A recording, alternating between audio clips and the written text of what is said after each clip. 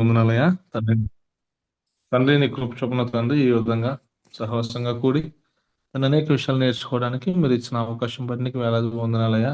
తండ్రి అవునయ్యా, నీ కృప చొప్పున తండ్రి నూతన దినాన్ని అదేవిధంగా ఈ దినం అంతయు తండ్రి మీరు మమ్మల్ని కాల్చిన విధానం బట్టి నీకు వేలాది వందనాలు తండ్రి. ఈ రోజు తండ్రి మన ద్వారా మీరు ఏ ఏ విషయాలు అయితే తండ్రి మాకు ఉపయోగకరంగా మా ఆత్మీయ జీవితాలు బలపడడానికి తండ్రి మేము ఇతరులను బలపరచడానికి ఏ విషయాలు అయితే ఈరోజు మేము నేర్చుకోబోతున్నామో ప్రతి విషయాన్ని తండ్రి మేము అర్థం చేసుకోవడానికి సహాయం చేయండి అని పొందినారు తండ్రి. వాటి ద్వారా తండ్రి అనేకమైన విషయాల మీద బైబిల్ మీద అదే వాక్యం మీద తండ్రి మాకు ఇంకా శ్రద్ధ కలగడానికి సహాయం చేయండి. వచ్చిన ప్రతి బ్రదర్ని దీవించడానికి పొందినారు తండ్రి. ఇంకా ఎవరైతే రావాల్సి ఉన్నారో వారిని కూడా సమయాన్ని తీసుకురండి అని పొందినారు తండ్రి. ఆది నుంచి అంతవరకు మీరే సహాయం చేయండి, నడిపించండి అని పొందినారు. అన్న చెప్పే ప్రతి మాటను తండ్రి మేము అందరం అర్థం చేసుకుని దాని ప్రకారం మా ఆత్మీయ జీవితాల్లో మేము బలపడడానికి సహాయం చేసి నడిపించమని త్వరలో రానైన నజరేయుడైన యేసుక్రీస్తు నామములో అతి మిక్కిలి వినయంగా వేడుకొంచున్నాం పరమ తండ్రి. ఆమేన్. Thank you. ఓకే, ఈ వారం క్వశ్చన్ పేపర్ ఏం చేయలేదు. పోయిన వారం మనం కొన్ని విషయాలను చూసుకుంటూ వచ్చాం.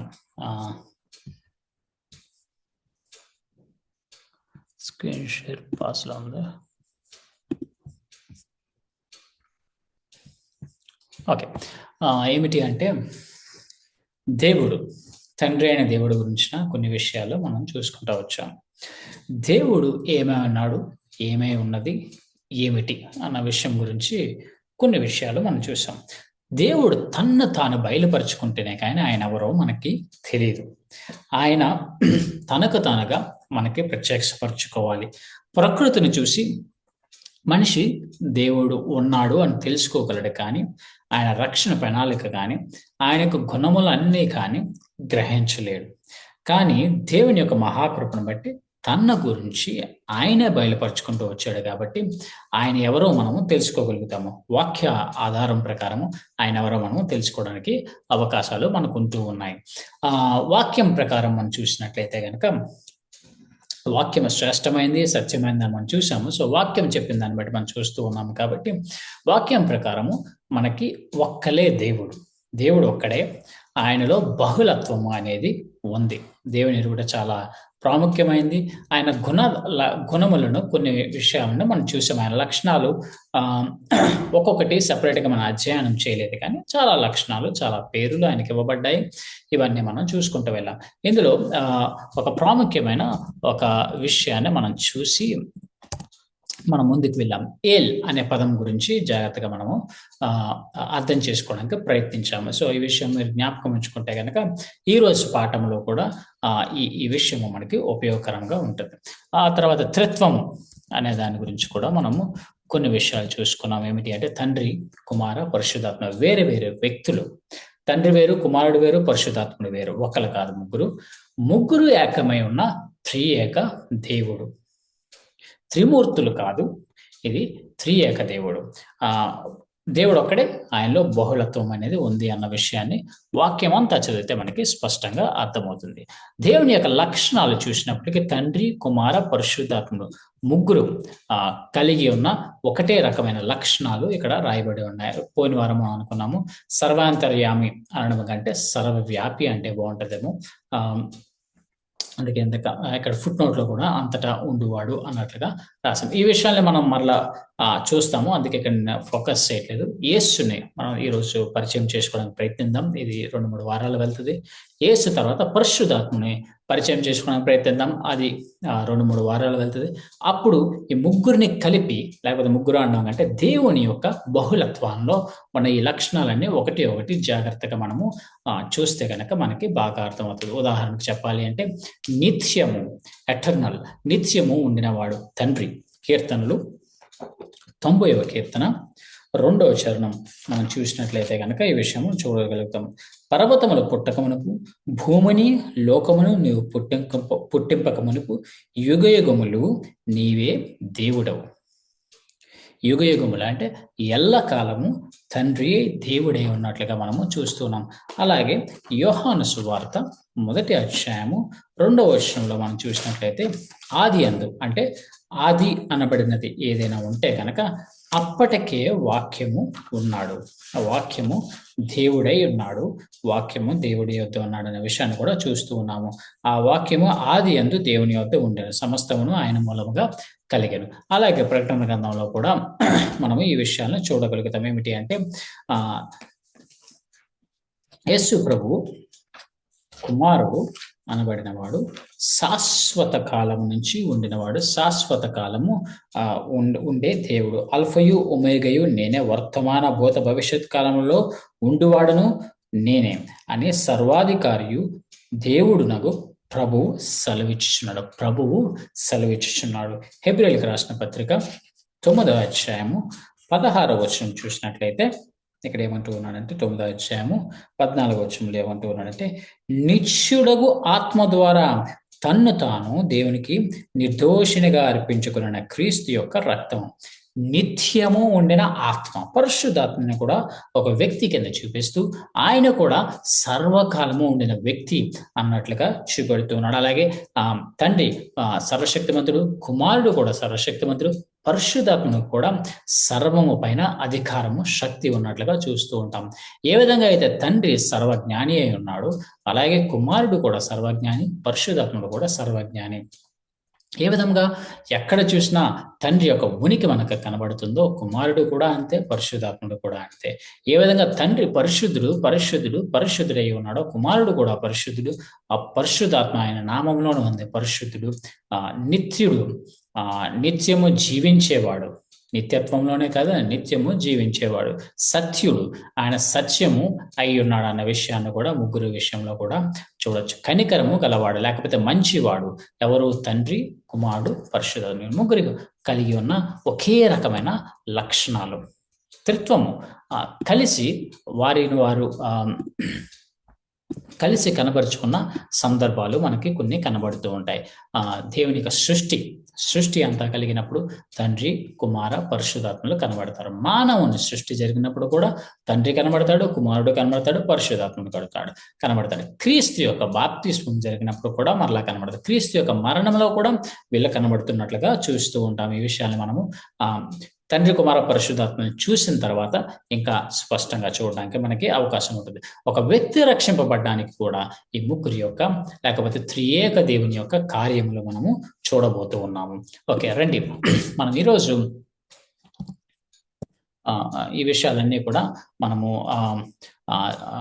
క్రీస్తుని గురించి తెలుసుకున్న తర్వాత క్రీస్తు శాస్త్రం తెలుసుకున్న తర్వాత, పరిశుద్ధాత్మని గురించి తెలుసుకున్న తర్వాత అప్పుడు ఈ విషయాలు చూస్తే ఇంకొంచెం మనకు బాగా అర్థమవుతుంది. ఇక్కడ ఏం చెప్పబోతూ ఉన్నాము అంటే, నూతనంగా ఎవరైనా ఒక విశ్వాసి జన్మించాలి అంటే తండ్రి యొక్క పాత్ర ఉంది, కుమారుని యొక్క పాత్ర ఉంది, పరిశుద్ధాత్మ యొక్క పాత్ర ఉంది. సో ఆ విషయాల్ని మనము చూడొచ్చు. ఓకే, ఇప్పుడు కుమారుడు, క్రీస్తు శాస్త్రం, కుమారుడు గురించిన కొన్ని విషయాలు నేర్చుకోవడానికి ఈరోజు మనము ప్రయత్నిద్దాం. కుమారుడైన దేవుడు, యేసుక్రీస్తు దేవుడు అన్న విషయాన్ని మనం గ్రహిద్దాం. ఈరోజు యేసుక్రీస్తు శరీరధారియే మన మధ్యకు వచ్చాడు. ఈ విషయాన్ని కూడా నేర్చుకోవడానికి ప్రయత్నిద్దాం. మిగిలిన విషయాలన్నీ కూడా మనకి జరిగే కొలది రావచ్చు. ఈ రోజు ఎంతవరకు కవర్ చేద్దామో చూద్దాం. కుమారుని యొక్క 2 స్వభావాల కలయిక, ఆయన దైవత్వం అంటున్నాము, ఆయన శరీరంగా వచ్చిన మానవుడు అంటున్నాము. 2 స్వభావాల యొక్క కలయిక. తర్వాత క్రీస్తు యొక్క రిక్తత, కినోసిస్ ఆఫ్ క్రైస్ట్, ఏ విధంగా క్రీస్తు తను తాను రిక్తునిగా చేసుకున్నాడు అంటే అర్థం ఏంటి అనే విషయాన్ని కూడా చాలా జాగ్రత్తగా అబ్జర్వ్ చేయడానికి ప్రయత్నిస్తాం. క్రీస్తు యొక్క భూసంబంధమైన జీవితం, ఆయన భూమి మీద ఏం చేశాడు, ఏ పదవులు, ఏ పాత్రలు కలిగి ఉన్నాడు, ఆయన ఇంపెకబిలిటీ ఆఫ్ క్రైస్ట్, పాపరహితుడు, ఏ విధంగా ఆయన పాపము చేయలేదు, పాపం చేయలేడు అన్న విషయాన్ని కూడా మనం చూస్తాము. ఆయన పునరుద్ధానము, ఆరోహణము, ఆయన వర్తమాన భవిష్యత్ కాలాల్లో ఉండే పరిచర్యలను కూడా మనం చూస్తూ ఉంటాం. ఇక్కడ దేవుని యొక్క 2వ రాకడను గురించిన విషయాలు అధికంగా సంభాషించము, ఎందుకంటే అది ఇంకొక సిద్ధాంతము మనం నేర్చుకుంటున్నప్పుడు, ఎస్కటాలజీ నేర్చుకుంటున్నప్పుడు అప్పుడు మనం దాని గురించి మనం చూడొచ్చు. కానీ ఇప్పుడు మాత్రము కొంచెంగా ఆయన వర్తమాన ఆయన భవిష్యత్ కాలంలో ఏంటి పరిచర్యలు అనేది కొంచెంగా చూస్తాం. ఓకే, క్రీస్తు శాస్త్రము ఈ విషయాన్ని మనము నేర్చుకునేటప్పుడు జాగ్రత్తగా అర్థం చేసుకుందాం. ఎందుకు ప్రభు అయిన యేసు క్రీస్తుని మనం తెలుసుకోవాలి అంటే, హెబ్రీయులకు రాసిన పత్రిక 1వ అధ్యాయం 3 వచనాలు చాలా చక్కగా వివరిస్తూ ఉంటుంది. ఏమంటుంది అంటే, ఆయన అనగా కుమారుడు దేవుని మహిమ యొక్క తేజస్సును, ఆయన తత్వము యొక్క మూర్తిమంతమునై ఉండి, తన మహత్తు గల మాట చేత సమస్తమును నిర్మించుచు, పాపముల విషయంలో శుద్ధీకరణ తానే చేసి ఉన్నత లోకమందు మహామహుడగు దేవుని కుడి పార్శ్వమున కూర్చుండెను. ఎవరు? కుమారుడు దేవుని కుడిపార్శ్వం మీద కుడి పార్శ్వమున కూర్చుని ఉన్నట్లుగా మనం చూస్తున్నాం. అయితే దేవుని మహిమ యొక్క తేజస్సు, కుమారుడు దేవుని మహిమ యొక్క తేజస్సు, ఆయన తత్వం యొక్క మూర్తిమంతమునై ఉండి, ఈ విషయాన్ని చూడడానికి మనం ప్రయత్నిస్తూ ఉంటాం. యేసుని గురించి బైబిల్ చెప్పిన సత్యాలు క్రమబద్ధంలో మనము నేర్చుకుంటే దాన్ని క్రీస్తు శాస్త్రము అని అంటాం. బైబిల్ అంతా చూస్తే క్రీస్తుని గురించి ఏం చెప్పింది అనేది మనం అర్థం చేసుకుంటే దాన్ని క్రీస్తు శాస్త్రము అని మనము అంటాము. క్రీస్తు యొక్క దైవత్వం, మానవత్వం, నిత్యత్వం, మరణము, పునరుద్ధానము, రెండవ రాకడ, యేసు కార్యాలు, వర్తమాన భవిష్యత్ పరిచయాలను మనం చూడబోతున్నాం. ఎందుకు మనం క్రీస్తు యొక్క జ్ఞానము పొందుకోవడము ప్రాముఖ్యము? మనం పోయిన పాఠాల్లో నేర్చుకున్నాము. దేవుని గురించి తెలుసుకోవాలి. ఎందుకు దేవుని గురించి తెలుసుకోవాలి? ఏంటి మనకు లాభం అంటే, దేవుని గురించి తెలుసుకోవడమే మన లాభం. ఏంటి ఇప్పుడు నేను దేవుని గురించి తెలిసి ఎలా బతకాలి అనడం కాదు, కానీ దేవుని గురించి తెలుసుకోవడమే గొప్ప భాగ్యము. యెహోవా తమకు దేవుడు కాగల జనులు ధన్యుల వాక్యం సెలవిస్తుంది. సో మనకి ఏంటి ఆ ధన్యత అంటే, దేవుణ్ణి తెలుసుకోవడమే మన ధన్యత. ఆయన ఏమై ఉన్నాడు అని తెలుసుకోవడమే మన ధన్యత. ఆయన యొక్క ఆలోచనలు, ఆయన యొక్క స్వభావము, ఆయన యొక్క గుణములు తెలుసుకోవడమే మన గొప్ప ధన్యత అయి ఉంటుంది. ఎందుకు థియాలజీ తెలుసుకోవాలి, నేర్చుకోవాలి వాక్యం నుంచి అంటే, ఎందుకంటే థియోస్ దేవుణ్ణి తెలుసుకోవాలి కాబట్టి, దేవుణ్ణి తెలుసుకోవడమే మన గొప్ప భాగ్యము కాబట్టి. తర్వాత వస్తుంది నా జీవితానికి ఏంటి, ఇప్పుడు తెలిస్తే నాకేంటి అనేది. కాకపోతే అది ప్రాముఖ్యము కాదు. దేవుని తెలుసుకోవడం వల్ల నేనే నేర్చుకుంటాను అంటే అది స్వార్థపూరితం అవుతుంది. కానీ దేవుని తెలుసుకోవడమే మన గొప్ప భాగ్యము. ఒక ప్రియుడు తన ప్రియురాలైన భార్య గురించి తెలుసుకోవాలని ఆశపడుతున్నప్పుడు తనకేంటి అని ఆలోచించడం కానీ ఏమై ఉంది, తన ఆలోచనలు ఏమిటి అని అధికంగా ఆశపడినట్లుగా ఒక ప్రియురాలు తన ప్రియుడి గురించి తెలుసుకోవడానికి నాకేంటి అని ఆలోచించదు, కానీ తన ప్రియుని గురించి తెలుసుకుంటూ మురిసిపోయినట్లుగా సంఘము లేకపోతే క్రైస్తవులము, విశ్వాసులను మనము దేవుని గురించి తెలుసుకుంటూ మురిసిపోతూ పరిగెట్టాలి. అంతేగాని ఇప్పుడు దేవుని గురించి తెలుసుకున్నాం కాబట్టి నాకేంటి అన్న ప్రశ్న ముందు కాదు. దేవుని గురించి తెలుసుకోవడమే గొప్ప భాగ్యం. మన ప్రియుని గురించి తెలుసుకోవాలన్న ఆశ మనల్ని ఎప్పుడూ పరితపిస్తూ ఉండాలి. ఎప్పటికప్పుడు పునరుద్ధానుడైన క్రీస్తుని గురించి మనము తెలుసుకుంటూ ఉండాలి. ఎందుకు అంటే మనమున్న స్థితిలో మనం పూర్తిగా దేవుని అర్థం చేసుకోలేము. మనం అర్థం చేసుకుంటూ ఉంటాము. అనుభవపూర్వకమైన జ్ఞానము ద్వారా, వాక్యానుసారమైన జ్ఞానం ద్వారా దేవుని మనము తెలుసుకుంటూ ఉంటాము. అయితే వాక్యం ఏం చెప్తుందంటే, ప్రకటన గ్రంథము 19వ అధ్యాయము 6 నుంచి 7 వచనములు. అప్పుడు గొప్ప సమూహపు శబ్దము, విస్తారమైన జలముల శబ్దమును, బలమైన ఉరుముల శబ్దమును పోలిన యొక్క స్వరం, సర్వాధికారియు ప్రభువునగు మన దేవుడు ఏలుచున్నాడు, ఆయనను స్తుతించుడి. గొర్రెపిల్ల వివాహోత్సవ సమయము వచ్చినది, ఆయన భార్య తన్ను తాను సిద్ధపరచుకుని ఉన్నది కనుక మనము సంతోషపడి ఉత్సహించి ఆయనను మహిమపరచెదమని చెప్పగా వింటిని. పెండ్లి కుమార్తె ఎందుకు సిద్ధపడుతూ ఉంది? గొర్రె పిల్ల వివాహానికి సిద్ధపడుతుంది. పెండ్లి కుమార్తె తన భర్తను లేకపోతే క్రీస్తుని కలుసుకోవడానికి సిద్ధపడుతూ ఉంది. ఇదే విషయాన్ని ఇటువంటి పోలికనే ఎఫెసీయులకు రాసిన పత్రిక 5వ అధ్యాయంలో కూడా మనం చూస్తాము. ఏమంటాడు అంటే, భర్త భార్యల గురించి మాట్లాడుతూ 5వ అధ్యాయంలో 25 నుంచి 27 వచనాలు ఏం చెప్తూ ఉన్నాడంటే, ఇక్కడ పురుషులారా మీరును మీ భార్యలను ప్రేమించుడి, అటువలే క్రీస్తు కూడా సంఘమును ప్రేమించి, ఇప్పుడు ఇందాక సంఘము వధువు కోసం ఎదురు చూస్తున్నట్లుగా చూసాం. ఇక్కడ ఏమంటూ ఉన్నానంటే క్రీస్తు సంఘమును ప్రేమించి అది కలంకమైనను ముడతైనను అట్టిది మరి ఏదైనాను లేక పరిశుద్ధమైనది గాను నిర్దోషమైనది గాను మహిమ గల సంఘము గాను ఆయన తన ఎదుట దానిని నిలువబెట్టుకొనవలెనని వాక్యముతో ఉదక స్నానము చేత దానిని పవిత్రపరిచి పరిశుద్ధపరచుటకే దాని కొరకు తన్ను తాను అప్పగించుకునను. నీ ప్రియుడు నీ కొరకు తన్ను తాను అప్పగించుకున్నాడు. ఎలాగా? ముడతైనను కలంకమైనను ఏది ఉండకూడదని, మనమందరము నిర్దోషులుగా ఉండాలని, మనమందరము పరిశుద్ధులుగా ఉండాలని వాక్యంలో మనకి ఉదక స్నానం చేయించి మనల్ని పవిత్రపరిచి మనల్ని పరిశుద్ధపరుస్తూ మన కొరకు క్రీస్తు తన్ను తాను అప్పగించుకున్నాడు. క్రీస్తుని తెలుసుకోవడమే మన గొప్ప భాగ్యం. క్రీస్తుని తెలుసుకోవడమే మనకి మహా ఆనందాన్ని కలుగజేస్తూ ఉంటుంది. ఆయన మన రక్షకుడు. ఇదిగో మీ కొరకు రక్షకుడు పుట్టి ఉన్నాడు అన్న మాట చెప్పడము మనం వింటూ ఉన్నాం కదా. లోకాసు వార్త 2:11 క్రీస్తు మన కొరకు ప్రాణం పెట్టాడు. మనమెంకనూ పాపలమై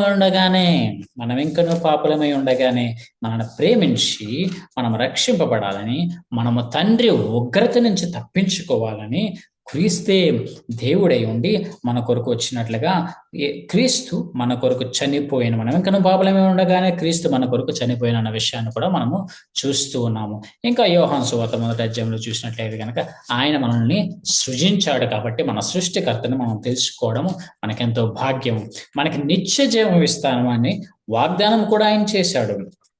మనం నిత్యము జీవిస్తాము క్రీస్తుని మనము తెలుసుకుంటే కనుక. యోహాను సువార్త 11:25 ఈ విషయాన్ని మనం చూడొచ్చు. అందుకు యేసు, పునరుద్ధానమును జీవమును నేనే, నా యందు విశ్వాసముంచువాడు చనిపోయినను బ్రతుకును. నిత్య జీవము ఆయనే కాబట్టి ఈ నిత్యము జీవించే ఆయన మనల్ని కూడా జీవింపజేస్తాడు కాబట్టి, మనల్ని బ్రతికిస్తాడు కాబట్టి ఆయన తెలుసుకోవడం మనకు చాలా ప్రాముఖ్యమై ఉంటుంది. వాక్యమంతా క్రీస్తు బోధే. లోకాసు వార్త 24:27 చూస్తే కనుక ఎమ్మాయి మార్గంలో పోతున్న శిష్యులతో మాట్లాడుతూ ఏమన్నాడంటే 27 మోషేయు సమస్త ప్రవక్తలను మొదలుకొని లేఖనములన్నిటినీ తన్ను గూర్చిన వాక్యముల భావము వారికి తెలిపాను. లేఖనములన్నిటిలో తన్ను గూర్చిన వచనముల భావమును వారికి తెలిపిన. లేఖనం అంతా మనం జాగ్రత్తగా చూస్తే కనుక యేసుని గూర్చిన బోధే మనకి కనబడుతుంది. యోహాను సువార్త 1:14 ఏమని ఉంటుందంటే, ఆయన వాక్యము శరీరధారియే కృపా సత్య సంపూర్ణునిగా. వాక్యం శరీరధారి అంటే వాక్యమంతా శరీరం ధరించుకుంటే కనుక కృపయు సత్యము సంపూర్ణుడుగా మన మధ్య నివసించను. తర్వాత వాక్యము సత్యము అని చెప్పి మనం కీర్తన గ్రంథంలో చూస్తాము. అలాగే ఆ సత్యమైన వాక్యము శరీరధారి అయినట్లుగా కూడా మనము చూస్తూ ఉన్నాము. క్రమబద్ధమైన బోధ చాలా అవసరము. క్రీస్తుని మనము తెలుసుకోవాలి అంటే, క్రీస్తుని తెలుసుకోవడానికి చాలా జాగ్రత్తగా వాక్యం ఏమి చెప్తుంది అని చెప్పి నెమ్మదిగా మనము ఆలోచించడము చాలా ఉత్తమమైనది. 1 తిమోతి 1:3 ప్రకారం మనం జాగ్రత్తగా అబ్జర్వ్ చేస్తే మనకు అర్థమయ్యేది ఏంటంటే, అబద్ధ బోధలన్నీ వాక్యాన్ని వక్రీకరించి కలిపి చెరిపిన మోసాలే. 1 తిమోతి ఓపెన్ చేస్తున్నాను. 1 తిమోతి 1:3 ఏం చెప్తుందో చూద్దాం. సహోదరులారా, మేము ఎల్లప్పుడు మన గురించి దేవునికి కృతజ్ఞతాస్తుతులు చెల్లించుటకు బద్దులమే ఉన్నాము. ఇది యుక్తమే. ఏలయనగా మీ విశ్వాసము బహుగా అభివృద్ధి పొందుచున్నది. 1 తిమోతి 3:4 కలిసి ఉన్నాయి ఇక్కడ.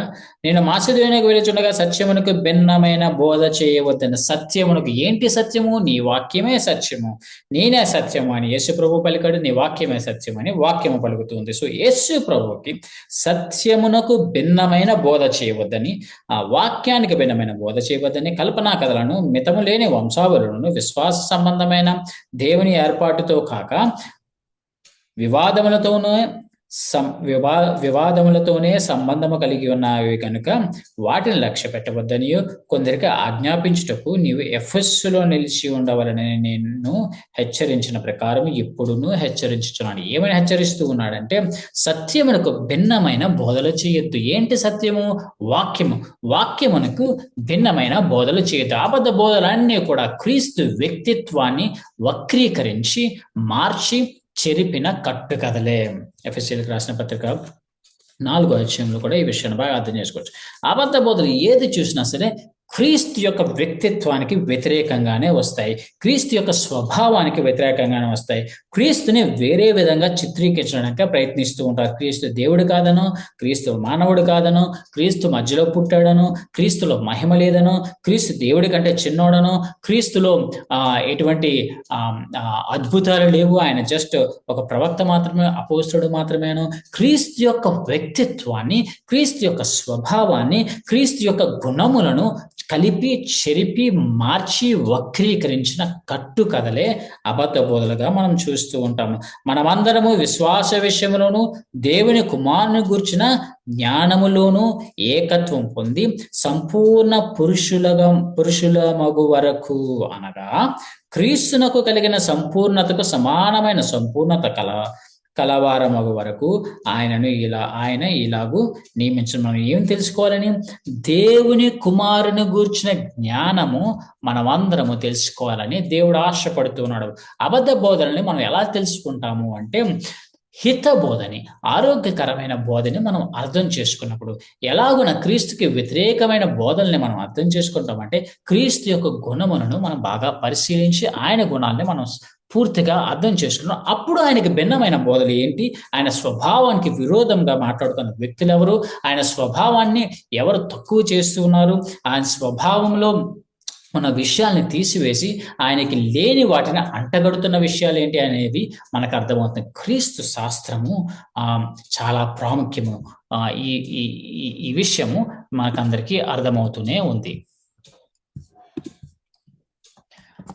ఇందాక నేను చదివిన వచనాలు ఇవి. ఏమిటి అంటే, మనమందరము విశ్వాసములను దేవుని కుమారుని గురించిన జ్ఞానము విషయములోను సత్యము చొప్పున క్రీస్తువలే ఉండుటకు మనం అన్ని విషయములలో ఎదుగుదుము. 15వ వచనం వరకు చదివితే కనుక ఈ విషయాలు మనకి అర్థమవుతాయి. మనము క్రీస్తు వలె ఉండాలి అంటే, మనం అన్ని విషయాలు ఎదగాలి అంటే సత్యముని వెంటాడాలి. సత్యము వెంటాడడం అంటే దేవుని కుమారుని గూర్చిన జ్ఞానము మనము తెలుసుకోవడమే. దేవుని కుమారుని గూర్చిన జ్ఞానము తెలుసుకోవడాన్ని బట్టి ఏమవుతుందంటే, అయితే మీరు యేసుని గురించి విని ఆయన యందు సత్యము ఉన్నది ఉన్నట్టుగానే ఆయన యందు ఉపదేశింపబడిన వారైన ఎడల. యేసుని గురించి విని ఆయన యందు సత్యం ఉన్నది ఉన్నట్టుగానే ఆయన యందు ఉపదేశింపబడిన వారైన ఎడల. అంటే యేసులో ఉన్న సత్యము, యేసే సత్యము, ఆ సత్యాన్ని సత్యంలాగా మనం ప్రకటించాలి, ఆ సత్యాన్ని సత్యంలాగా అర్థం చేసుకోవాలి.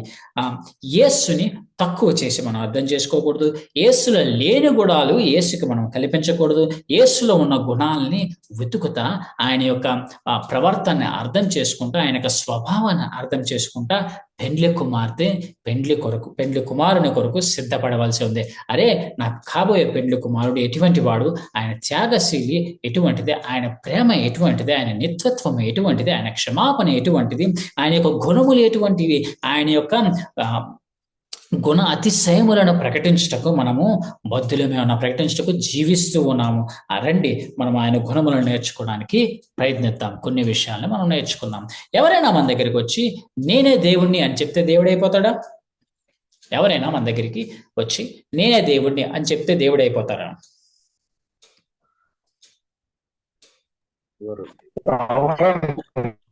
ఇప్పుడు నేను ఇప్పుడు మీ అందరి ముందు కనబడుతూ ఉన్నాను. ఇప్పుడు నేను పక్షిని అన్నాను, పక్షిని అయిపోతానా? ఇప్పుడు నేను మీతో ఎప్పుడు కూడా నేను మనిషిని అని చెప్పలేదు, మనిషిని కాకపోతానా? నేను చూస్తున్నాం కనుక మనిషి. ఒకవేళ పక్షి మన దగ్గరికి వచ్చింది, కానీ పక్షి ఎప్పుడు కూడా నేను పక్షిని అని చెప్పుకోలేదు, పక్షి కాకుండా పోతుందా? లేదు, పక్షి అవుతుంది అన్న. చాలా మంది ఏమంటారు అంటే యేసు ప్రభు ఎక్కడా కూడా నేనే దేవుడిని అని చెప్పలేదు కాబట్టి దేవుడు కాదు అనే స్వభావము, అనే భావము, అనే ఆలోచనలు కొంతమంది దగ్గర ఉంది. యేసు ప్రభు చెప్పాడా లేదా అనేది పాయింట్ కాదు, కానీ ఆ ప్రశ్నలోనే తప్పిదం ఉంది. ఏంటి ఆ తప్పుదేమో అంటే యేసు ప్రభు దేవుడు అని చెప్పినంత మాత్రం దేవుడైపోడు, ఆయన చెప్పినంతకు మాత్రం దేవుడు కాకపోడు. ఆయన ఏమై ఉన్నాడు అని తెలుసుకోవాల్సిన అవసరం ఉంది. ఆయన చెప్పాడా లేదా అనే తర్వాత సంగతి అయితే, ఆయన ఏమై ఉన్నాడు, ఆయన దేవుడే ఉన్నాడా, మానవే ఉన్నాడా, ఈ విషయం మనము చాలా జాగ్రత్తగా తెలుసుకోవాల్సి ఉంటుంది. మంచిగా ఉండి అందరికీ సహాయం చేసి ఏమీ ఆశించకుండా ఒక సాధువు బ్రతుకు బతికితే దేవుడైపోతాడా? లేకపోతే మనకి లాస్ట్ పోయిన వారం చెప్పుకున్న దయనీయమైన స్థితిలో మనకి సహాయం చేస్తే దేవుడైపోతాడా? ఎవరిని మనము దేవుడని చెప్పొచ్చు? ఏవో అడపదడప కొన్ని మ్యాజిక్ షోస్ చేస్తే మాత్రం దేవుడైపోతాడా? కొన్ని అద్భుతాలు చేస్తే దేవుడైపోతాడా? అలాగైతే మోషే కూడా అద్భుతాలు చేశాడు, యేసు ప్రభువే కదా, మోషే కూడా అద్భుతాలు చేశాడు. ఎవరిని దేవుడని పిలవవచ్చు, దేవుడని చెప్పుకుంటే కాదు. కానీ పోయిన వారం మనం చూసిన దేవుని లక్షణాలు వాక్యం ప్రకారం ఒక వ్యక్తిలో ఉంటే అప్పుడు ఆ వ్యక్తిని మనం దేవుడని పిలవచ్చు. యేసు ప్రభు వచ్చి నేనే దేవుడు అని చెప్పినంత మాత్రం ఆయన దేవుడు అయిపోడు, కానీ ఆయనలో దైవ లక్షణాలు కనిపిస్తేనే యేసు ప్రభు దేవుడు అవుతాడు. ఆయన మాటల్లో కానీ, ఆయన ప్రవర్తనలో కానీ, ఆయన క్రియలలో కానీ, ఆయన స్వభావంలో కానీ దేవుని లక్షణాలు సంపూర్తిగా కనబడితే అప్పుడు క్రీస్తు దేవుడు అవుతాడు. అంతేకాని క్రీస్తు తనకు తానుగా దేవుడు అని చెప్పుకోవడాన్ని బట్టి, లేకపోతే తనకు తానుగా ఏ చిన్న చిన్న అద్భుతాలు చేసినంత మాత్రాన ఆయన దేవుడేమీ అయిపోడు. ఒక వ్యక్తి దేవుడు అవ్వాలంటే ఆయన ఏమై ఉండాలి? ఏమై ఉండాలి?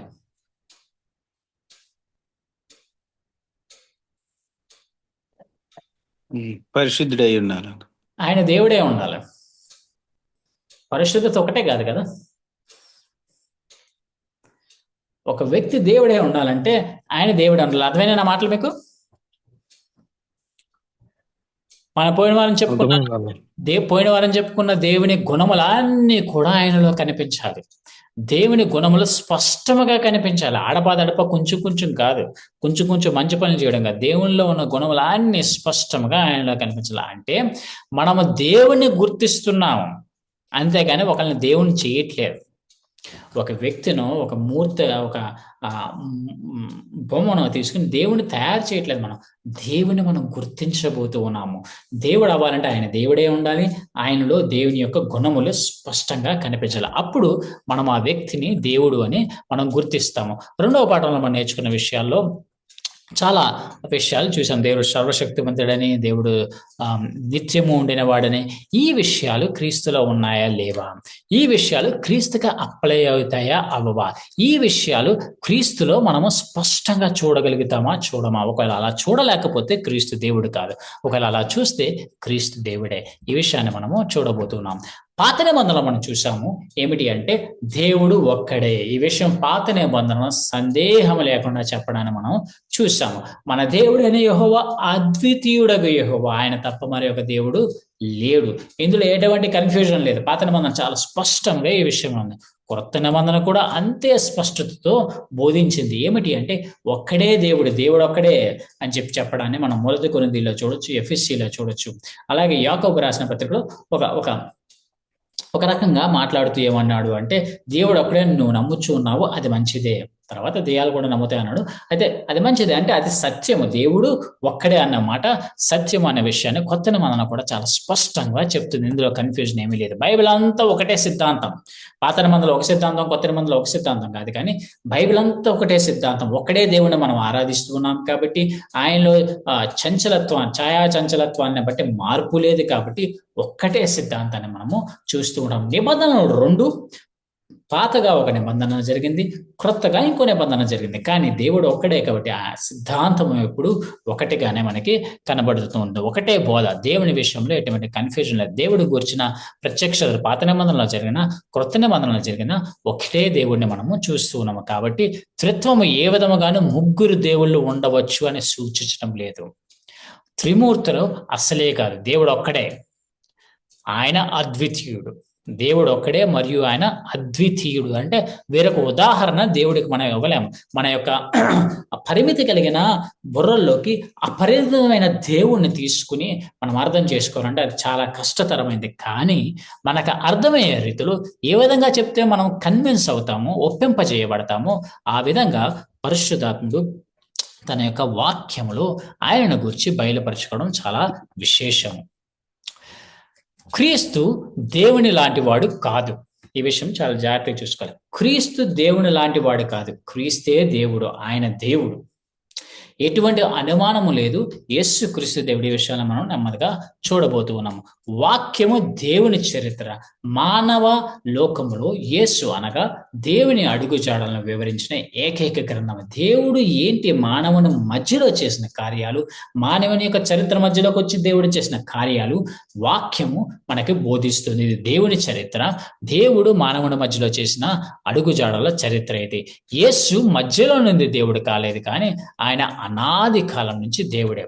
యేసు మధ్యలో యేసుప్రభు పుట్టినప్పటి నుంచి దేవుడు కాలేదు, కానీ ఆయన అనాది కాలం నుంచి దేవుడు. ఈ విషయాన్ని వాక్యం ద్వారా కూడా నెమ్మదిగా మనం చూస్తాం.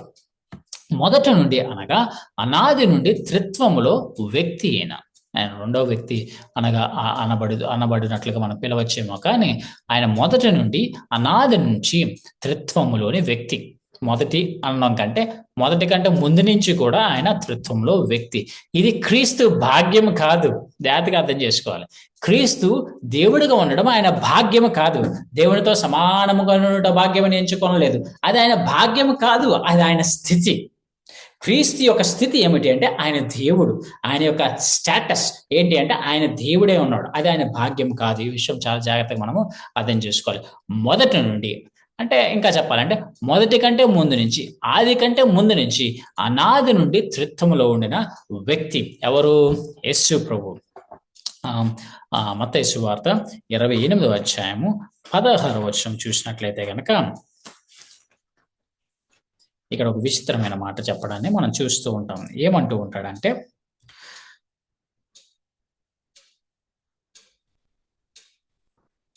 మత్తయి సువార్త 28:16.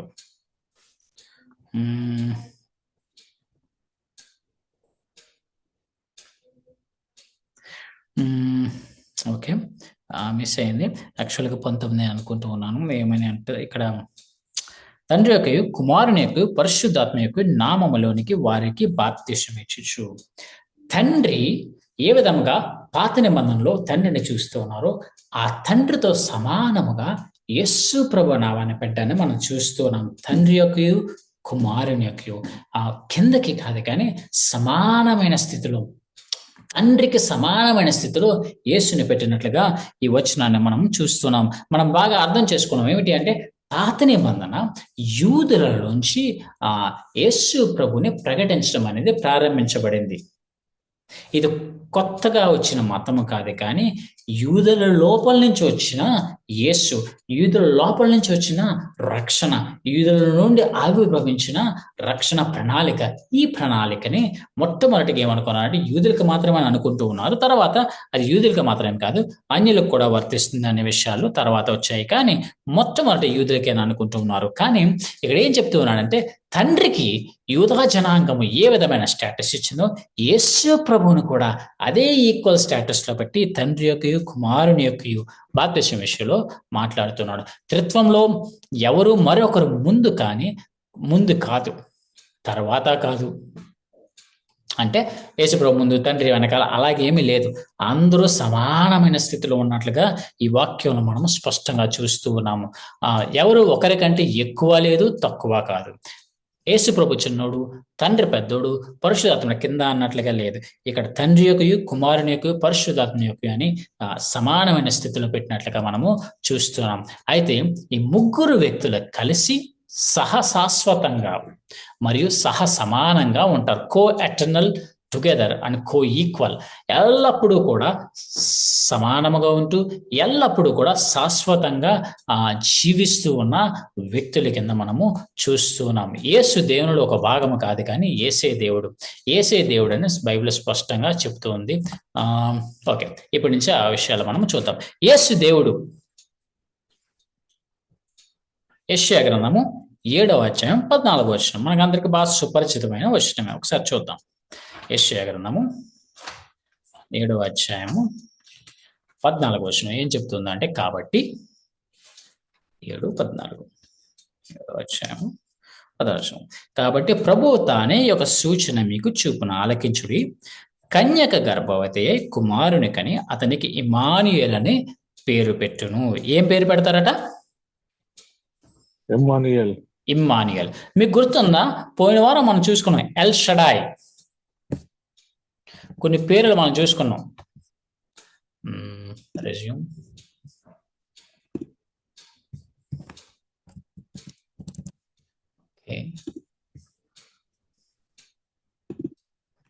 పోయిన వారం కొన్ని పేర్లు మనం చూసుకున్నాం. ఈ పేర్లు గుర్తున్నాయి మీకు? Elohim, L Elyon, L రోయి, L Shaddai. గుర్తున్నాయా? కనబడుతున్నాయి కదా మీకు పేర్లు? కనబడుతున్నాయి.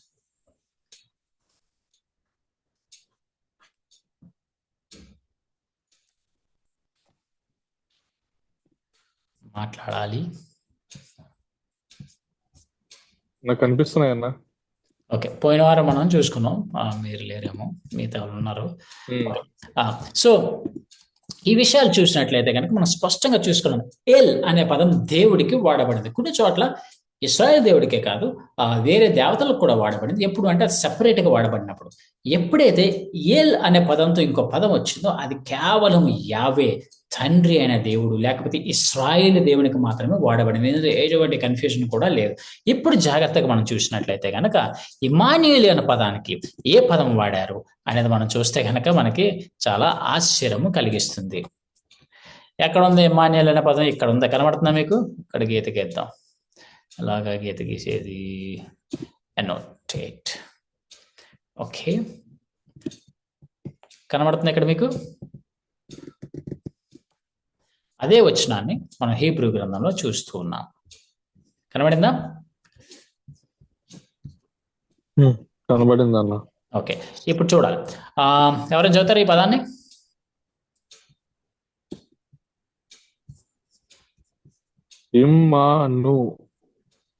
ఇమ్మాను ఏల్. మనం కుడి నుంచి ఎడమకి చదవాలి. హిబ్రూ చదువుతున్నాం కదా, కుడి నుంచి ఎడమకి చదవాలి. సో ఎల్ షడాయ్ అని ఎలా ఉంటుందో ఇక్కడ చూస్తే ఇమ్మాను ఏల్. సో ఏల్ అనే పదానికి ఇక్కడ యాడ్ చేయబడింది కాబట్టి ఇది స్పష్టంగా ఇశ్రాయేలు దేవుని గురించే మాట్లాడుతున్నట్లుగా ఇశ్రాయేల్ అందరికీ తెలుసు. ఇందులో కన్ఫ్యూజన్ ఏమీ లేదు. ఇశ్రాయేల్ అందరికీ కూడా ఈ విషయంలో క్లారిటీ ఉంది. ఏంటి అంటే ఇశ్రాయేలు దేవుని గురించి ఇక్కడ ప్రవక్త మాట్లాడుతున్నాడు. ఏమని? ఆలకించుడి, కన్యక గర్భవతి కుమారుని కని అతనికి దేవుని పేరు పెట్టబడుతూ ఉన్నారు. ఇన్ఫాక్ట్ ఎవరైనా యూదుల దగ్గరికి వెళ్ళి నీ పేరు ఏమిటి అంటే నా పేరు అని వాళ్ళు చెప్పరు. నేను అనేది దేవుడు ఒక్కడే మాట్లాడగలడు. ఉన్నవాడును అనేవాడును అన్నాడు కాబట్టి ఐఆమ్ దట్ ఐఆమ్ అన్నాడు కాబట్టి నీ సేవకుడైనా అని చెప్పడాన్నే మనం చూస్తూ ఉంటాం. ఎవరు కూడా నేను అని చెప్పడాన్ని ఇశ్రాయేల్లో తెగించి ఆ మాట పలకరది. కేవలం దేవుని కోసం ఉంచుతారు. అలాగే ఈ పదము కూడా దేవుని కోసం ఉంచింది. కేవలము యేసు ప్రభువుకు వాడడము చాలా గమనార్థకం. ఇది కేవలము తప్పిదము కాదు, కానీ స్పష్టంగా దేవుని గురించి మాట్లాడుతున్న విషయం కూడా వాళ్ళకి బాగా తెలిసి. యెషయా గ్రంథము 7వ అధ్యాయము 14వ వచనము. ఓకే, నెక్స్ట్ డిలీట్ చేద్దాం.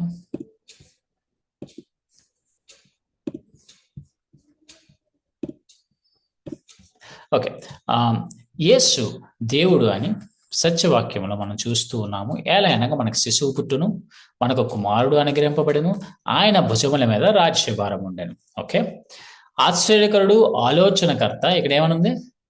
బలవంతుడైన దేవుడు, దేవుడగు తండ్రి, సమాధాన కర్తయగు అధిపతి అని అతనికి పేరు పెట్టబడింది. కేవలం పేరు పెట్టడమే కాదు, ఆ పేరు కూడా చూడాలి. ఏంటి ఆ పేరు? నిత్యుడొక తండ్రి. ఎవరు నిత్యుడొక తండ్రి? దేవుడు మాత్రమే నిత్యము జీవించగలిగేవాడు. ఎవరు బలవంతుడైన దేవుడు? నా దేవుడు బలవంతుడు అనట్లేదు, నా దేవుడు రక్షిస్తాడు అనట్లేదు. ఆయన పేరే నిచ్చుటకు తండ్రి అని పెట్టబడుతుంది అంటూ ఉన్నాడు. ఆయన పేరు పెట్టబడుతుంది అంటే అర్థం చేసుకోవాలి, యేసు ప్రభు పేరు నిచ్చుటకు తండ్రి అని పెట్టబడుతుంది అని కాదు, ఆయన స్వభావము నిచ్చుటకు తండ్రి అని. యేసు ప్రభు పేరు సమాధానం అధిపతి అని జనాలందరూ పిలిచి సమాధానం అధిపతి వెళ్ళరా, సమాధానం అధిపతి నువ్వు అలా వెళ్ళు అని అంటారని కాదు, కానీ ఆయన స్వభావమే సమాధానకర్తయగు అధిపతి అని.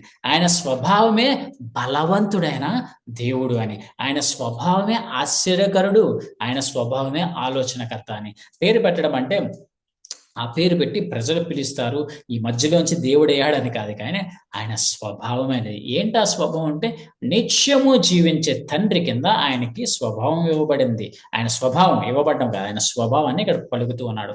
బలవంతుడైన దేవుని ఆయన స్వభావము, ఆశ్చర్యకరుడు ఆయన స్వభావము, ఆలోచనకర్త ఆయన స్వభావము. ఎలా అనగా మనకు శిశువు పుట్టును, మన కుమారుడు అనుగ్రహింపబడును, ఆయన భుజము మీద రాజ్యభారం ఉండను. ఇక్కడ వరకు బాగానే ఉంది, ఒక మనిషి గురించి మాట్లాడుతున్నట్లుగా స్పష్టంగా ఉంది. తర్వాత లైన్ చూసినప్పటికీ ఆశ్చర్యచకితుల్ని చేస్తుంది. ఏంటి అంటే ఆయన మానవుడు అయితే ఆయన స్వభావము దైవత్వం, ఆయన నిత్యము ఉండిన తండ్రి, ఆయన బలము కలిగిన దేవుడు, ఆయన సమాధానానికి కర్త ఆయనే, అధిపతి ఆయనే, ఆయన ఆశ్చర్యకరుడు, ఆలోచనలకు కర్త ఆయన. అంటే మనకేమైనా ఆలోచన వచ్చిందంటే దానికి కర్తే ఆయన. ఈ లక్షణాలన్నీ ఎవరివి? మానవునివా? దేవుడివి. ఎవరికి ఈ లక్షణాలు ఉన్నాయని చూపెడుతుంది వాక్యము పాత నిబంధనలో? కుమారుడు యేసుకి లక్షణాలు ఉన్నాయని చూపెడుతూ ఉన్నట్లుగా క్రొత్త నిబంధనలో యేసును చూసిన తర్వాత శిష్యులు గ్రహించారు, అరే ఈ వాక్యం యేసుని గురించే చెప్తుంది కదా, అరే ఈ వాక్యంలో యేసుని దేవుడి గురించే చూపెడుతూ ఉంది కదా అని చెప్పి వాళ్ళు నెమ్మదిగా అర్థం చేసుకుని పాత నిబంధన ఇప్పుడు క్రొత్త నిబంధన వెలుగులో, పాత నిబంధన ఇప్పుడు క్రీస్తు వెలుగులో చూసి అరే మన దేవుడు ఎంత గొప్పవాడు అని ఆశ్చర్యపోయి, అరే మేము ఎవరిని వేరే తప్పుడు దేవుల్ని ఆరాధించట్లేదు, క్రొత్త దేవుని ఆరాధించట్లేదు, మనకి ఎల్లప్పుడూ చెప్పబడుతూ వచ్చిన ప్రతులను చూసుకుంటూ తనాకును చూస్తూ అబ్బురపోతూ ఉన్నామా, తనాకు యేసుని గురించే చెప్తుందయ్యా అని చెప్పి శిష్యులు లేకపోతే స్టెఫెన్ కానీ పేతురు రాసిన ప్రసంగాలు కానీ మొట్టమొదటి అపోస్తల కార్యాల్లో చూస్తే ఈ ప్రసంగాలన్నీ చెప్పినట్లుగా మనము చూస్తూ ఉంటాము. ఆయన చెప్పినట్లుగా ఇంచుమించుగా అపోస్తల కార్యాల్లో 4వ వంతు ప్రసంగాలే ఉంటాయి. ఈ ప్రసంగాలన్నీ చూస్తే కనుక యేసు పాపాల నుంచి రక్షిస్తాడు, యేసుని పాపం కోసం చనిపోయాడు, నువ్వు పాపాన్ని ఒప్పుకొని రక్షింపడతావు అనే ఉండదు. రక్షణ ప్రణాళిక, లేకపోతే రోమాలో చూపించినట్లుగా అందరూ పాపం చేసి దేవుడానికి నుంచి మహిమను పొందలేకపోతున్నారు, ఈ మహిమను పొందాలంటే క్రీస్తు మీ కొరకు చనిపోయాడు, ఈ మాటలు కనిపించవు. కానీ ఎవరెవరు రక్షింపబడ్డారో కనబడుతుంటారు. కానీ ఇంకొకటే కనబడుతుంది, ఏంటి అంటే పాత నిబంధనలో ఉన్న ఆ మరుగు చేయబడిన క్రీస్తుని శిష్యులు చూపిస్తూ ఉన్నట్లుగా మనం చూస్తూ ఉంటాము. మీరు ఎందుకు ఎంత ఆశ్చర్యపోతూ ఉన్నారు? ఇక్కడ ఏదో జరిగిపోయినట్లు ఎందుకు అనుకుంటూ ఉన్నారు?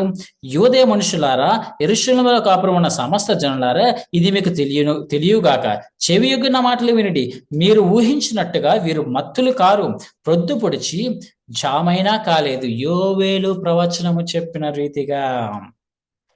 దావీదును గురించి దావీదు మాట్లాడిన రీతిగా ప్రభువు నా ప్రభువు గురించి చెప్పిన తర్వాత దావీదు సమాధి చేపట్టాడు, ఆ సమాధి మన దగ్గర ఉంది. ఇప్పుడు మనం ఎవరి గురించి మాట్లాడుతున్నాం? దావీదు, మన పితరుడైన దావీదు యేసుని గురించి చెప్పాడయ్యా.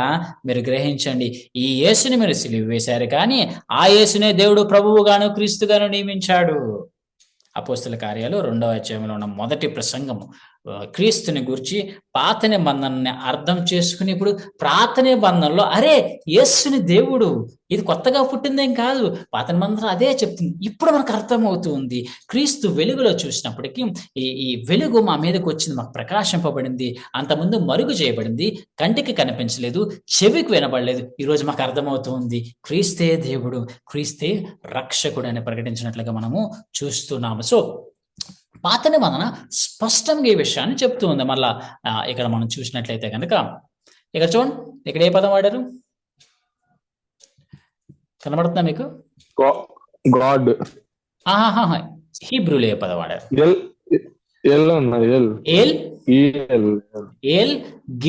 గిబ్బోర్. గిబ్బోర్ అంటే ఆల్ మైటీ, లేకపోతే గాడ్ మైటీ. ఏలుతో పాటు ఇంకొకటి కలిసింది. Okay, before. నిత్యుడగు తండ్రి, నిత్యుడగు తండ్రి అనే విషయాన్ని మనం స్పష్టంగా చూస్తూ ఉన్నాం. ఇక్కడ కూడా చూడొచ్చు, ever lasting father, prince of piece. ఈ పదాలన్నీ చూసినప్పటికీ ఎవరికి ఎప్పుడు డౌట్ రాలేదు. ఏంటి అంటే ఒక మానవుడు పుట్టబడుతూ ఉన్నాడు, ఆ మానవుడి దేవుడు, ఇందులో డౌట్ లేదు.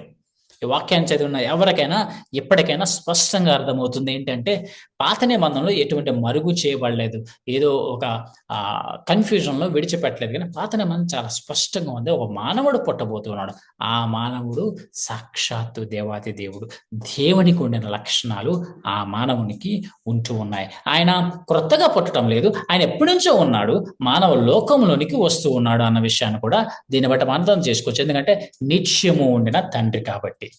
ఓకే, మనం ముందుకు వెళ్దాం. హెబ్రీయులకు రాసిన గ్రంథకర్త, ఈ విషయం చాలా అబ్బురపరుస్తుంది మనల్ని. మన యేసు ఎంత గొప్పవాడు అనేది ఇంకా విచిత్రంగా చూపెడుతుంది ఈ విషయం చూస్తే కనుక. హెబ్రీయులకు రాసిన పత్రిక 1వ అధ్యాయం 3-4. అందుకే మనం బిబ్లియాలజీ, పరిశుద్ధ గ్రంథం యొక్క శాస్త్రం చూస్తూ ఉన్నప్పుడు కొన్ని విషయాలు మాట్లాడుకున్నాం. హెబ్రీ గ్రంథం వచ్చినప్పటికీ, క్యానాన్ జరుగుతున్నప్పుడు హెబ్రీ గ్రంథం వచ్చినప్పటికీ పెద్దగా క్వశ్చన్స్ రాలేదు. హెబ్రీ గ్రంథం ఎవరు రాశారో తెలియకపోయినప్పటికీ, క్లారిటీ లేనప్పటికీ హెబ్రీ గ్రంథాన్ని తీయాలన్న ఆలోచన కూడా ఎవరికి తట్టలేదు. హెబ్రీ గ్రంథం యేసుని చూపించిన గుణములు కానీ, యేసుని యొక్క తేజస్సును కానీ ఎంత మహిమకరంగా చూపించింది అనేది ఎవరైనా ఈ రోజు చదివినా సరే హెబ్రీ గ్రంథము వాక్యంలో లేదేమో అన్న ఆలోచన కూడా మనకు పుట్టదు. 3వ వచనం ఏం చెప్తుందో చూద్దాం. 1వ అధ్యాయం, ఆయన దేవుని మహిమ యొక్క తేజస్సును, ఆయన తత్వం యొక్క మూర్తిమంతమునై ఉండి తన మహత్తు గల మాట చేత సమస్తమును నిర్వహించుచు పాపముల విషయంలో శుద్ధీకరణము తానే చేసి దేవదూతల కంటే ఎంత శ్రేష్టమైన నామం పొందెనో వారి కంటే అంత శ్రేష్ఠుడై ఉన్నత లోకమందు మహామహుడకు దేవుని కుడిపార్శ్వమున కూర్చుండెను. చాలా విషయాలు ఉన్నాయి, ఒకటి కాదు, మనం అన్నీ చూడం కానీ కొంచెం స్లోగా ఒక 2-3 వాటిని ఫోకస్ చేద్దాం. ఆయన అనగా ఎవరు గురించి మాట్లాడుతున్నాడు? పై వచనంలో చూడొచ్చు, కుమారుడు కొరకు, యేసుక్రీస్తు కొరకు. ఆయన ఆ కుమారుని సమస్తమునకు వారసునిగా నియమించెను, ఆయన ద్వారా ప్రపంచంలో నిర్మించబడింది. ఎవరు? కుమారుడు గురించి, యేసు గురించి మాట్లాడుతా మొదట ఏం చెప్పాడు? దేవుని యొక్క మహిమ, దేవుని మహిమ యొక్క ఏంటట ఆయన తేజస్సు. ఓకే, తేజస్సు అంటే వెలుగు అని అనుకోవచ్చు. యాక్చువల్ గా ట్రాన్స్లేట్ చేయాలి అంటే దేవుని మహిమ యొక్క మిర్రర్, లేకపోతే ఇమేజ్, రిఫ్లెక్షన్. తేజస్ అంటే ఇప్పుడు అందులోంచి వస్తున్న లైట్ ఎంత వస్తుందో అంతే లైట్ నుంచి కూడా వస్తుంది. మనం చూసేది లైట్నే కదా, ఆ టైప్ లో మనం అర్థం చేసుకోవచ్చు. దేవుణ్ణి యొక్క ఎగ్జాక్ట్ ప్రతిబింబం మీ అక్కడ ఫుట్ నోట్ లో కూడా చూడవచ్చు. లేక ప్రతిబింబం, నెగిటివ్ లా కాదే, ఫోటో కూడా నెగిటివ్ కాదు, యాక్చువల్ ఇమేజ్. దేవుణ్ణి చూడాలి అంటే నన్ను చూస్తే తండ్రిని చూసినట్లే కదా ఫిలిప్పు, నీకు ఇంకా అర్థం కాలేదా? ఎవరిని చూస్తే తండ్రిని చూసినట్లు? యేసుని చూస్తే తండ్రిని. యేసుని చూడడం అంటే ఏంటి? ఆయన గుణములు తెలుసుకోవడం. యేసుని చూడడం అంటే ఏంటి? ఆయన స్వభావం తెలుసుకోవడం. యేసుని చూడడం అంటే ఏంటి? ఆయన ఎలా ప్రవర్తిస్తాడో తెలుసుకోవడం. యేసుని చూడడం అంటే ఏంటి? ఆయన ఏమై ఉన్నాడో తెలుసుకోవడం. అలా తెలుసుకుంటే తండ్రిని తెలుసుకున్నట్లే. యేసు యొక్క నామం అంటే ఆయన స్వభావం తెలుసుకుంటే తండ్రిని తెలుసుకున్నట్లే. దేవుని యొక్క ప్రతిబింబము. ఓకే, ఆయన తత్వం యొక్క మూర్తిమంతమునై ఉన్నాడు. తత్వము అంటే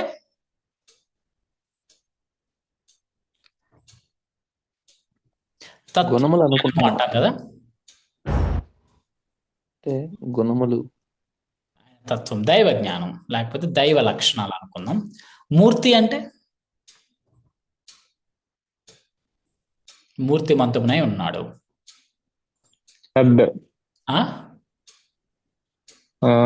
అన్నిటికి సెంటర్.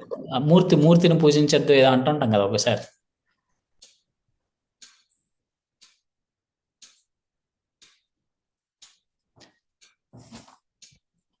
అర్థం కావట్లేదు కదా?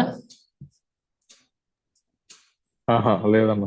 ఓకే, మనం ఇంకో లాంగ్వేజ్ లో చూద్దాం. మనకు అర్థం కానిప్పుడు ఏం చేయాలి? వేరే వేరే భాషలో ఏం చెప్తున్నాడో మనం అర్థం చేసుకోవడం ట్రై చేద్దాం. తర్వాత మిగతా చూద్దాం, నెమ్మదిగా వెళ్దాం. ఓకే, మళ్ళీ వెనక్కి రావడానికి ప్రయత్నిద్దాం. ఓకే, ఇది గ్రీక్ బైబిలా, హీబ్రూ బైబిలా?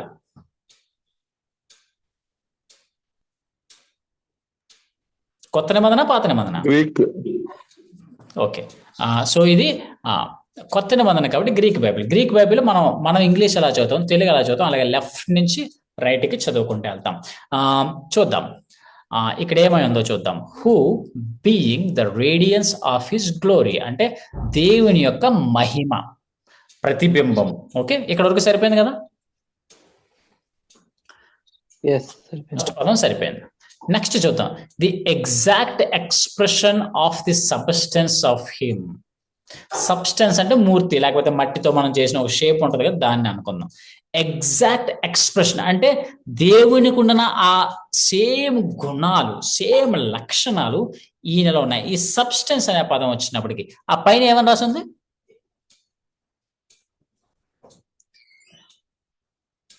కనబడుతుందా మీకు? కనిపించట్లేదండి. అరే ఇప్పుడు very good, very good, very good. దీని పదాన్ని మనం జాగ్రత్తగా తర్వాత ధ్యానం చేద్దాం. Okay, హైపోస్టేసియోస్.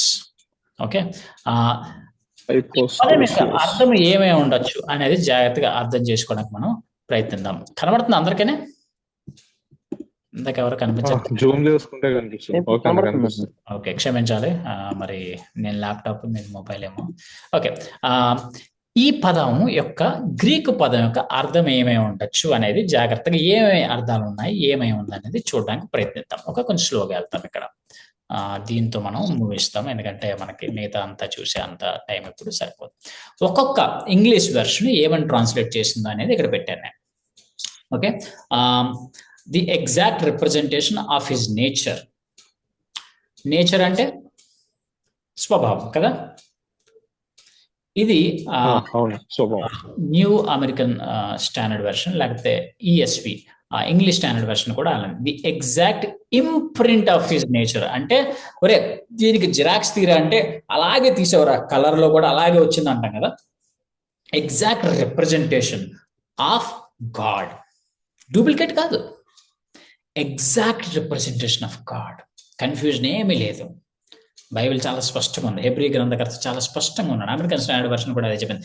The very image of his substance. ఇక్కడ సబ్స్టెన్స్ అనే వాడడమే ఇబ్బంది అయింది, మూర్తి అనే పదం వాడడమే ట్రాన్స్లేషన్ లో ఇబ్బంది అయింది. ఇంకే పదం వాడాలో తెలియక అలా వాడారు, కానీ దాని యాక్చువల్ మీనింగ్ ఏంటంటే కేజేబీలో, కింగ్ జేమ్స్ వెర్షన్ లో చాలా చక్కగా రాశాడు ఈ విషయంలో. అయితే the express image of his person, దేవుని యొక్క పర్సనాలిటీ ఏముందో దానికి ఎగ్జాక్ట్ ఎక్స్ప్రెషన్ క్రీస్తులో మనం చూడగలుగుతాం. దేవుని యొక్క స్వభావం ఏమై ఉందో ఆ ఎగ్జాక్ట్ ఎక్స్ప్రెషన్ క్రీస్తులో మనం చూడగలుగుతాం. NIV న్యూ ఇంటర్నేషనల్ వెర్షన్ ఇంకొంచెం చక్కగా రాశాడు. The exact representation of his being. ఆయన ఉనికి అయితే ఎలాగుంటుందో అదే ఉనికి క్రీస్తులో ఉన్నాడు.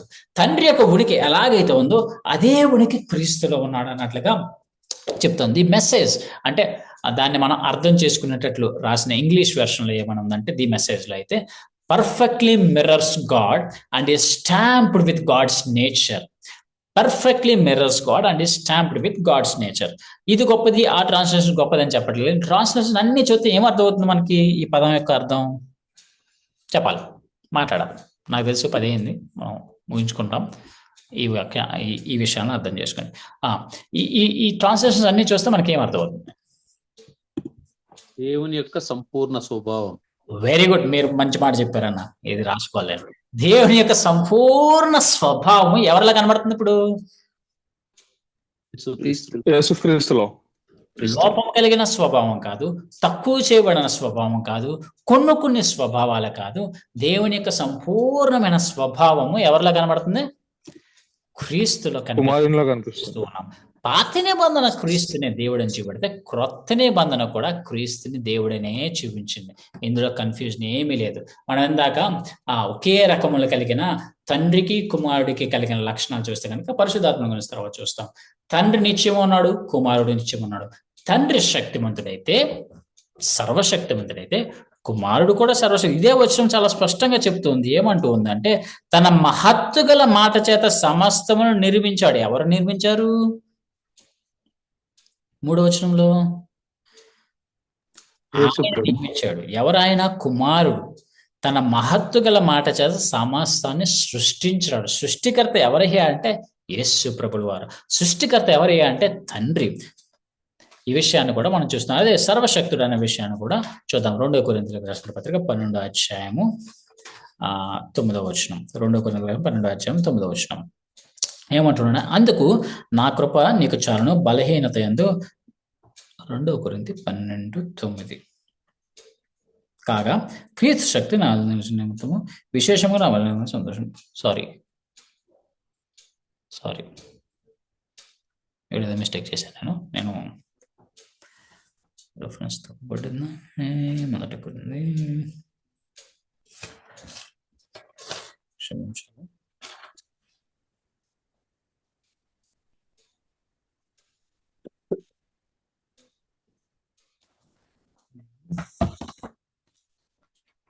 నేను దాన్ని కరెక్ట్ చేస్తాను. దేవుడు సర్వశక్తిమంతుడు, అదేవిధంగా కుమారుడు కూడా సర్వశక్తిమంతుడు. ఓకే, కుమారుడు సర్వశక్తునిగా ప్రదర్శించిన చాలా సందర్భం మనం చూస్తూ ఉంటాం, కానీ ఆయన సర్వశక్తుడు స్పష్టంగా చూపించే వచనాలు కూడా ఉంటూ ఉన్నాయి. ఓకే, తర్వాత ఆయన సర్వజ్ఞాని, సమస్తము ఆయనకి తెలుసు. ఈ విషయాన్ని మనం పాత నిబంధనలోనే చూస్తాం. అదేవిధంగా కుమారునికి చూపించిన స్వభావాల్లో కూడా ఈ విషయాన్ని మనం చూస్తూ ఉన్నాం. ఆయన మహత్తు గల మాట చేత సమస్తమును సృష్టించాడు అంటే ఆయన సృష్టికర్త కాబట్టి ఆయన సర్వశక్తిమంతుడని కూడా మనం సులభంగా ఆ వచనాన్ని బట్టి కూడా మనం చెప్పేయచ్చు. అలాగే ప్రకటన గ్రంథం 2వ అధ్యాయం 23వ వచనం చూసినట్లయితే కనుక అందువలన అంతరింద్రియములను హృదయములను పరిశీలించువాడును నేనే అని సంఘములన్నీ తెలుసుకును. అంతరంగంలో జరిగే ఆలోచనలు తెలుసుకుంటే ఇంకంతకంటే జ్ఞాని ఎవరున్నారు?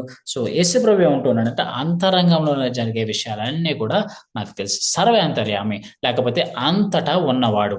అందుకే అంటాడు కదా, పరలోకానికి ఎక్కిపోతానన్నాడు, కానీ ఎక్కడ 2-3 కూడి ఉంటారో వారి మధ్యన ఉంటానన్నాడు. అది అంత విచిత్రం.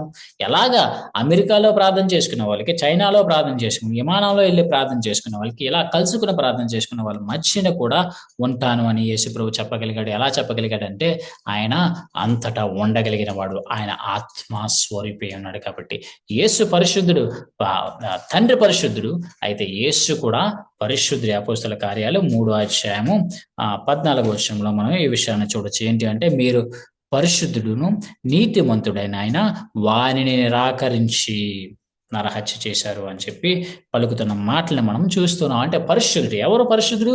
యేసు పరిశుద్ధుడు. ఎవరయ్యా సత్యం అంటే తండ్రి అయిన దేవుడు సత్యము. ఎవరయ్యా సత్యం అంటే కుమారుడు, నేనే సత్యము అని ప్రకటించినట్లుగా మనము చూస్తూ ఉన్నాము. కనికరము గలవాడు. ఎవరు కనికరము గలవాడు? తండ్రి కనికరము గలవాడు. కాబట్టి మన కొరకు కుమారుని పంపించినట్లుగా చూస్తూ ఉంటాము. లేదు, దేవుని అనుగ్రహము మారు మనసు పొందుటకు నిన్ను ప్రేరేపించుచున్నదని ఎరుగక ఆయన అనుగ్రహైశ్వర్యమును సహనమును దీర్ఘశాంతమును ధృవీకరించుదువా? ఆయన అనుగ్రహ ఐశ్వర్యమును అది పక్కన పెడితే ఆయన సహనమును ఆయన దీర్ఘశాంతమును ధృవీకరించదు. ఎవరయ్యా దీర్ఘశాంతుడు సహనము కలిగిన వాడంటే తండ్రి. అదే ఎఫెసీయులకు రాసిన పత్రిక, రోమీ 2:4 చదివాను. ఎఫెసీయులకు రాసిన పత్రిక 5వ అధ్యాయం చూస్తే కనుక 5వ అధ్యాయం 25వ వచనంలో ఏం చెప్తుందో చూస్తే కనుక ఏమంటుందంటే, ఇక్కడ 25 నుంచి 27 వరకు కలిసి ఉంటుంది. ఎఫెసీయులకు రాసిన పత్రిక 5వ అధ్యాయము 25 నుంచి చూసినట్లయితే కనుక, మరలా మనం ఇందాక చూసినట్లుగానే తన్ను తానే ఎవరికి అర్పించుకున్నాడు అంటే కనికరమ కలిగి ఆయన సంఘమునికి అర్పించినట్లుగా మనం చూస్తున్నాం. ఆయన స్వభావం, ఆయన ప్రవర్తన చూస్తే కనుక ఆయన సంఘాన్ని ప్రేమించినట్లుగా మంచివాడి కింద మనకి కనబడుతూ ఉంది. ఈ కనికరం అనే పదానికి 2-3 అర్థాలు వస్తూ ఉంటాయి కాబట్టి ఇది మిక్స్ 2-3 అర్థాల కింద కనబడుతూ ఉంటుంది. సో తండ్రికి ఉన్న అవే గుణాలు యేసు ప్రభులో మనము చూస్తాం. దేవునికే ఉండాల్సిన లక్షణాలు, దేవునికి మాత్రమే పరిమితమైన లక్షణాలు క్రీస్తులో మనం చూస్తాం. ఏంటయ్యా అంటే సృష్టికర్త. ఎవరు సృష్టికర్త? క్రీస్తు సృష్టించాడు. ఎవరి కొరకు సృష్టించుకున్నాడు? ఆయన కొరకు ఆయన ఇష్టానుసారంగా సృష్టించినట్లుగా మనం చూస్తూ ఉన్నాము. నిత్యము ఉండినవాడు, అనాది కాలం నుంచి, ఆది నుంచి కాదు, అనాది కాలం నుంచి, ఆది లేనివాడు, అంతం లేనివాడు, సర్వము వ్యాపించిన వాడుగా, ఎల్లప్పుడూ అంతటా ఉన్నవాడుగా మనం చూస్తున్నాం. సర్వజ్ఞాని, సమస్తము ఆయనకు తెలుసు, ఆయనకు ఎవరు చెప్పక్కర్లేదు. ఆయన చేపట్టుకుని యేసుప్రభు నీకు తెలీదా ఇలా జరిగింది అని చెప్పాల్సిన అవసరం లేదు. ఎందుకంటే యేసుకి సమస్తము తెలుసు, జ్ఞానము ఆయనకు ఉంది. సర్వము పైన అధికారి అయినట్లుగా మనం చూస్తున్నాము. కేవలం భూమి మీద కాదు, భూమి మీద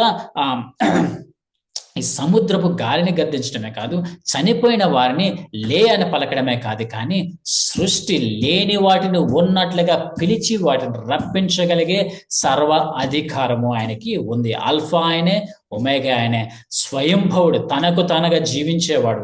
తండ్రి ఎలాగో తనంతట తానే జీవించగలడు, అలాగే కుమారుడు తనంతట తానే జీవించగలడు.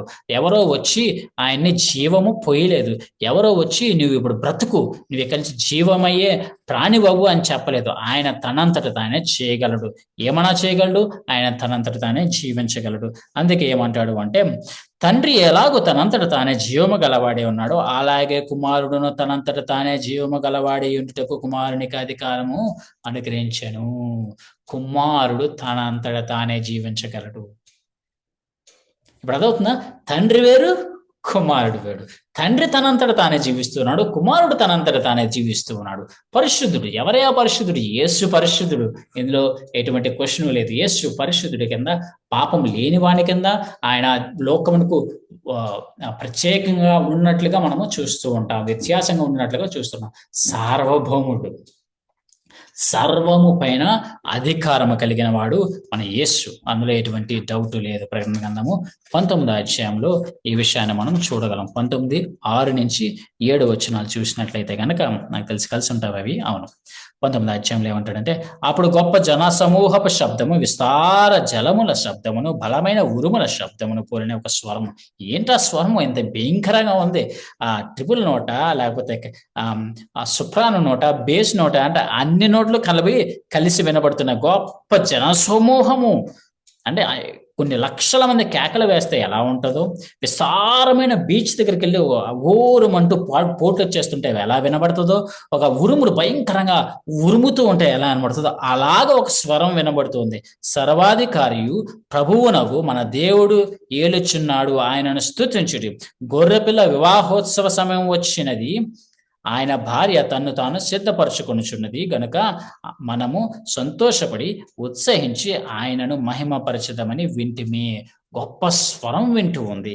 ఏంటి వినబడుతూ ఉందంటే, గొర్రెపిల్ల యొక్క వివాహము జరగబోతుంది. ఆ వివాహానికి సంఘము తన్ను తాను సిద్ధపరచుకోవడాన్ని మనము చూస్తున్నాము. సంఘము తను తాను సిద్ధపరచుకుంటూ ఉన్నట్లుగా మనం చూస్తున్నాం. మనము క్రీస్తుని తెలుసుకుంటూ, క్రీస్తుని నేర్చుకుంటూ, క్రీస్తులో మనం బలపడుతూ, ఆయన స్వభావం తెలుసుకుంటూ మనము మురిసిపోతూ ఉంటాం. సంఘము మురిసిపోతూ ఉంటుంది క్రీస్తుని బట్టి.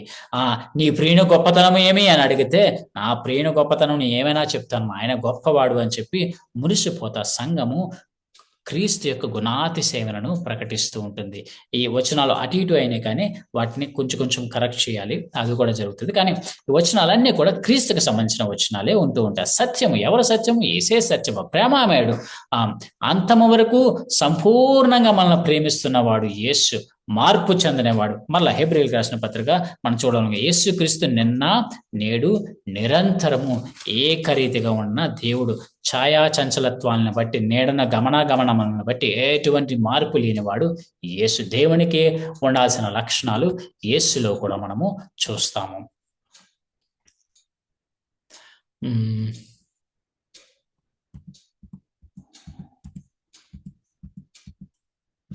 ఓకే, చాలు. తర్వాత అన్ని మనం చూస్తాం. మనము అర్థం చేసుకోవడానికి ప్రయత్నిద్దాం. ఇప్పుడు మనం ముందుకు వెళ్తే, రికార్డింగ్ స్టాప్ వేర్